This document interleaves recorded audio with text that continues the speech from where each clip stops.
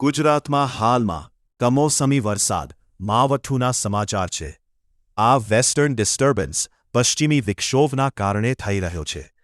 તાજા સમાચાર અને વરસાદની આગાહી 4 એપ્રિલ 2024 સુધી। આજે 4 એપ્રિલ અને આગામી 1-2 દિવસમાં ગુજરાતના અનેક જિલ્લાઓમાં હળવાથી મધ્યમ વરસાદ સાથે ગાજવીજ અને તેજ પવન 30-40 કિલોમીટર પર કલાકની આગાહી છે। પ્રભાવિત જિલ્લાઓ ઉત્તર ગુજરાત, બનાસકાંઠા, સાબરકાંઠા, અરવલ્લી, પાટણ, મહેસાણા, ગાંધીનગર, અહમદાબાદ, ખેડા, આનંદ, પંચમહાલ, દાહોદ, મહીસાગર વગેરે।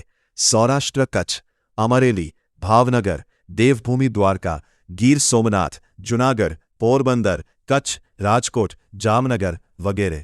કેટલાક વિસ્તારોમાં ગાજવીજ સાથે હળવા વરસાદ અને ક્યાંક કરા પણ પડી શકે છે।